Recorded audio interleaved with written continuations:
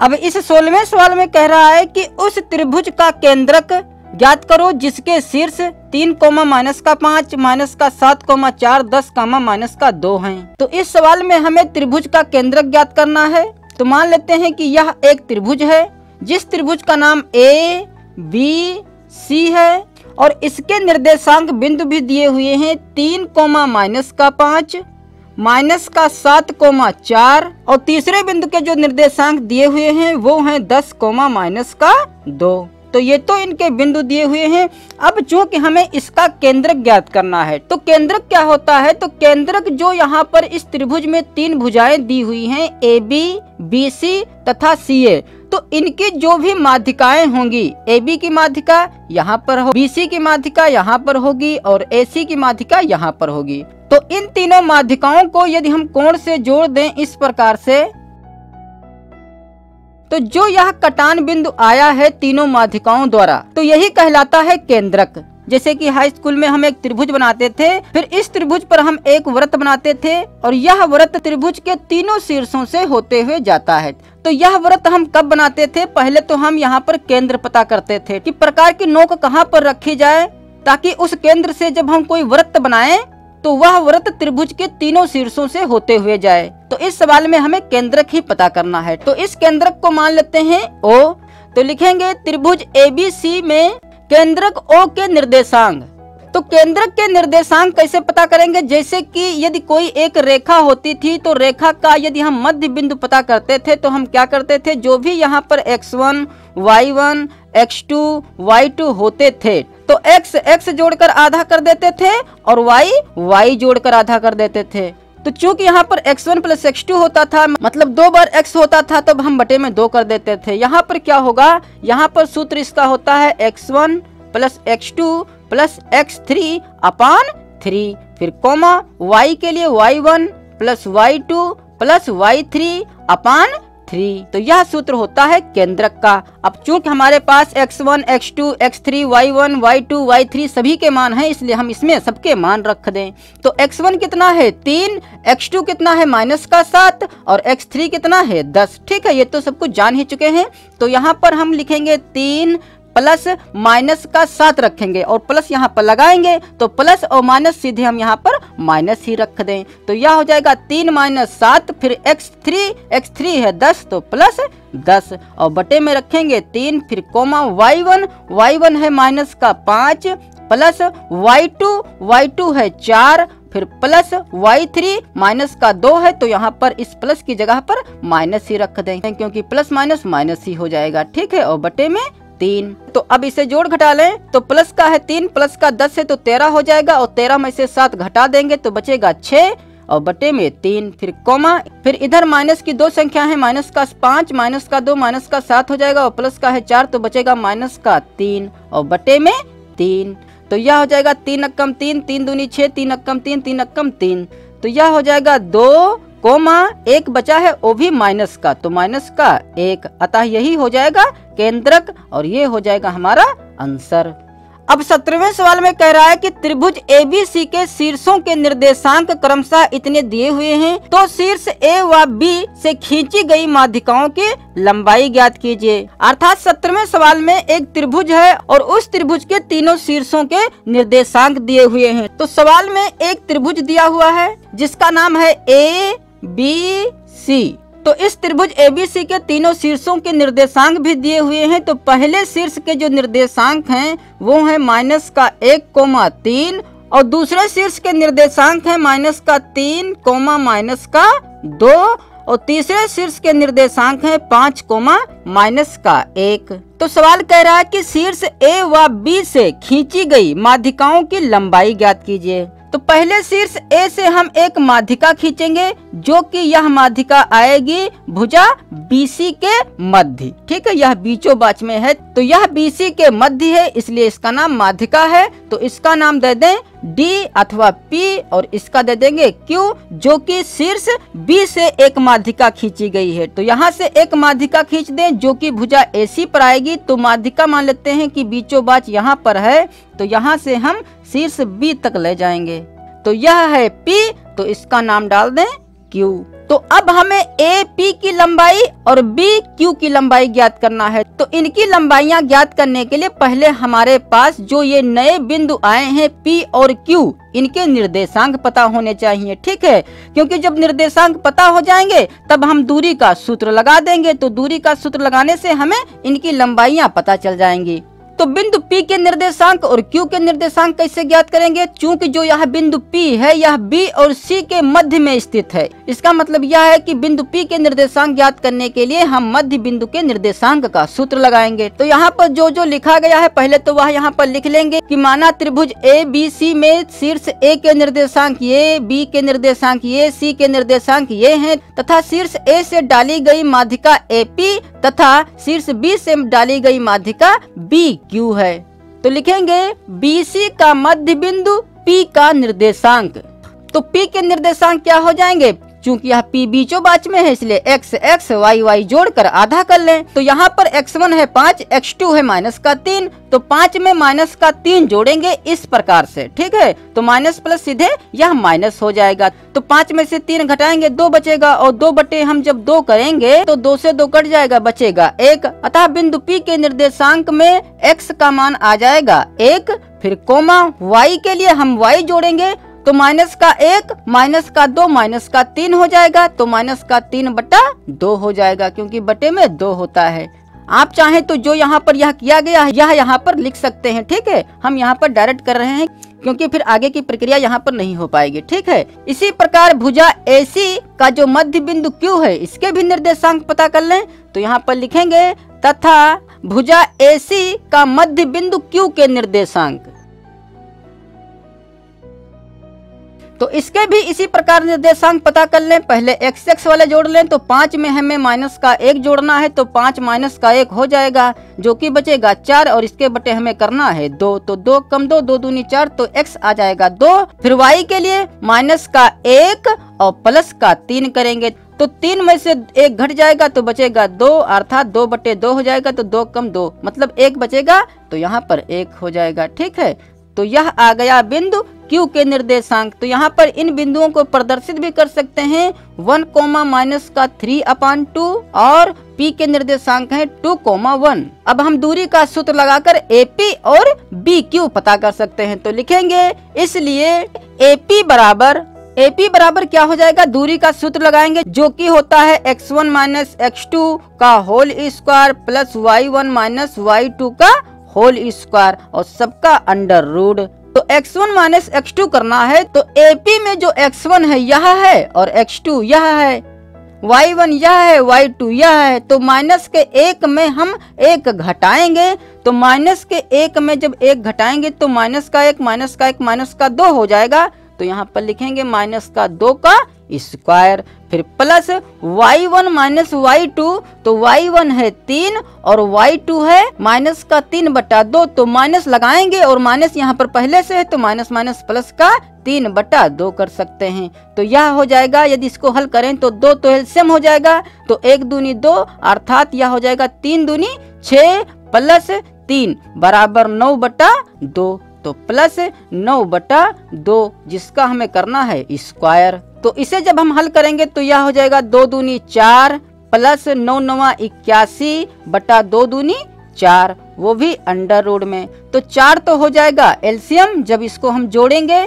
तो 4 चक्कू 16 और प्लस 81 वो भी अंडर रूट में। तो यह हो जाएगा 81 में 16 जोड़ेंगे तो यह हो जाएगा 7 9 97। तो 97 बटे में 4 वो भी अंडर रूट में। अब हम जानते हैं कि जो यह अंडर रूट है यह 97 पर भी है और 4 पर भी है। तो 97 का तो वर्गमूल हो नहीं पाएगा क्योंकि इसका वर्गमूल दशमलव में आएगा, इसलिए इसको अंडर रूट में ही रखें। और जब हम 4 का वर्गमूल करेंगे तो 4 का वर्गमूल होता है 2। तो यह आ जाएगा अंडर रूट 97/2। तो AP की जो माप आई है वह आई है अंडर रूट 97/2। इकाई लिख दें अथवा मात्रक लिख दें। ठीक है, तो एक आंसर हमारा यह आ जाएगा। अब हमें ज्ञात करना है बी क्यू, तो लिखेंगे तथा बी क्यू बराबर, तो इसमें भी वही सूत्र लगाएंगे दूरी का ही। तो दूरी का क्या सूत्र होता है, x1 माइनस x2। तो x1 इसको मान लें या इसको मान लें, तो मान लेते हैं कि हम इसको मान रहे हैं।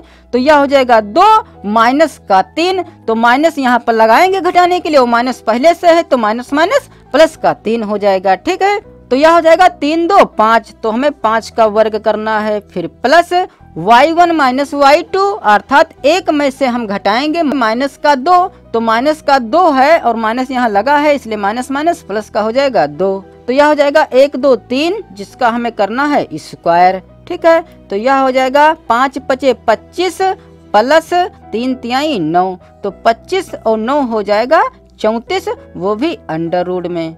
अतः जो बी क्यू की लंबाई है वह है अंडर रूट 34 इकाई या मात्रक।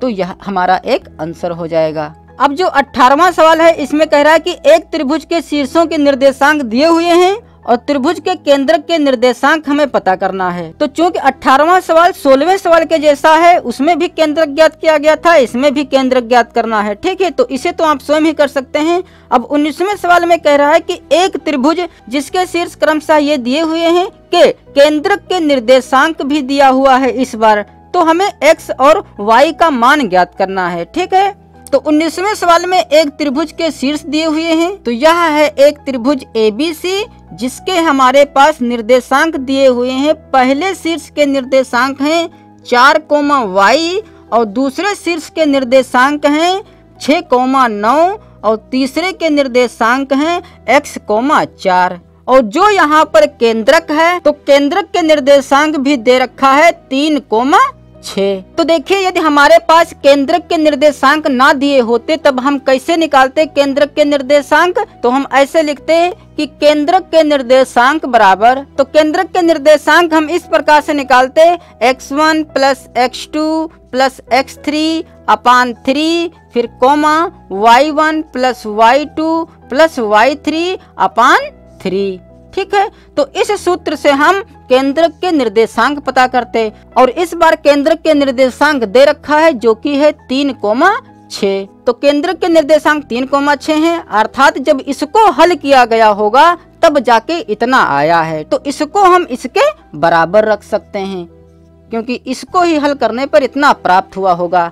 तो चूंकि इसको हल करने पर 3 प्राप्त हुआ होगा और इसको हल करने पर 6 प्राप्त हुआ होगा, तो इसको हम 3 के बराबर और इसको 6 के बराबर ले सकते हैं। ठीक है, तो लिखेंगे तब या इसलिए x1 plus x2 plus x3 अपान 3 बराबर होगा 3 के।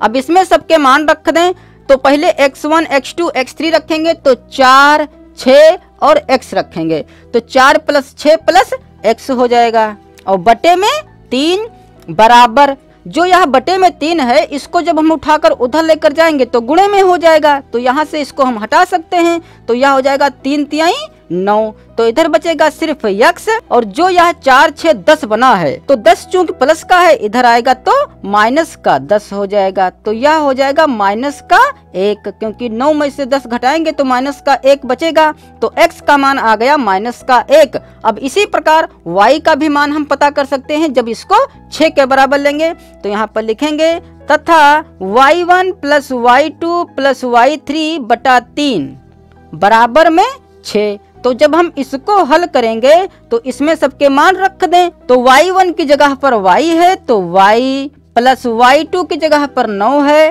प्लस y3 की जगह पर 4 है, और बटे में रखना है 3 जो कि बराबर होगा 6 के। तो जब हम इसे हल करेंगे तो यह तो हो जाएगा y प्लस 9 4 13, और बराबर में जो यह 3 है बटे में उधर जाएगा गुणे में हो जाएगा, तो 6 तिहाई हो जाएगा 18। तो यहाँ से y बराबर क्या हो जाएगा, y बराबर इधर 18 तो पहले से है, 13 उठकर उधर जाएगा माइनस का 13 बन जाएगा, तो 18 में से 13 घटाएंगे 5 रह जाएगा, तो y का मान आ गया 5। तो यहाँ पर हम लिख सकते हैं अतः x बराबर माइनस का 1 और y बराबर 5, अतः यही दोनों हो जाएंगे हमारे आंसर।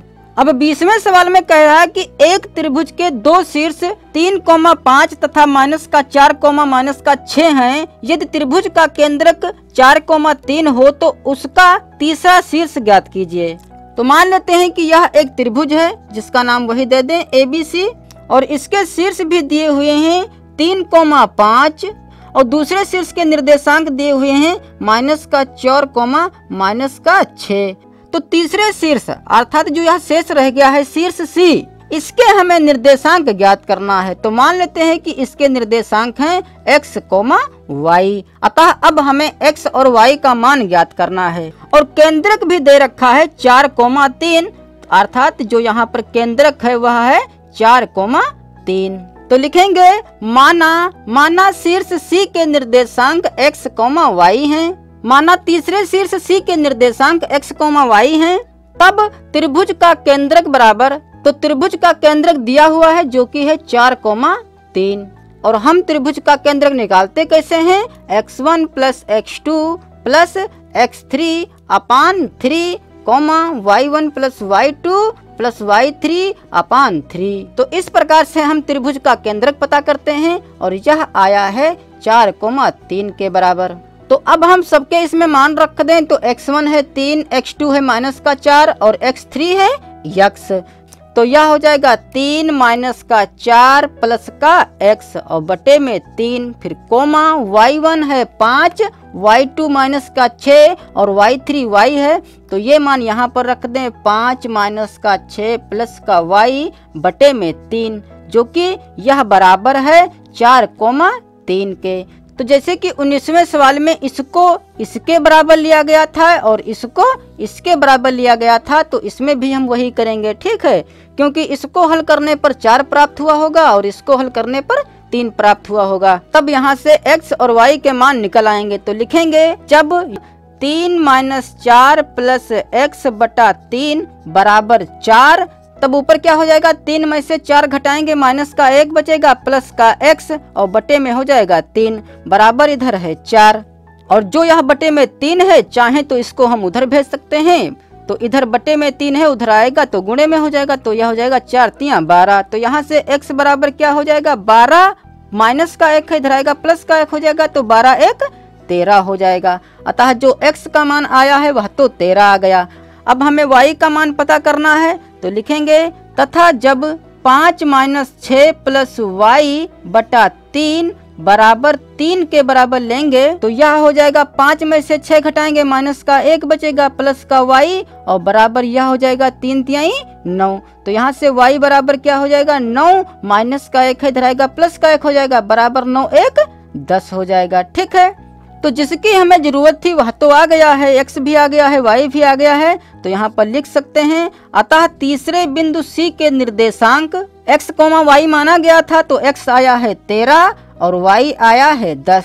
तो इसके निर्देशांक हो जाएंगे तीसरे शीर्ष के, जो कि C है 13,10। अब इस 21वें सवाल में कह रहा है कि उस बिंदु के निर्देशांक ज्ञात कीजिए जो बिंदु -3,8 और 7,3 को मिलाने वाली रेखा को 11:4 के अनुपात में अंतः विभाजित करता है। तो चूंकि अंतः विभाजन और बाह्य विभाजन वाले काफी सवाल हो चुके हैं, तो इसको तो आप स्वयं ही कर सकते हैं, क्योंकि इसमें x1, x2, y1, y2, m1 और m2 भी दे रखा है। तो हम आसानी से पता कर सकते हैं अंतः विभाजन का वह बिंदु। तो अब अगले वीडियो में अगली प्रश्नावली करेंगे।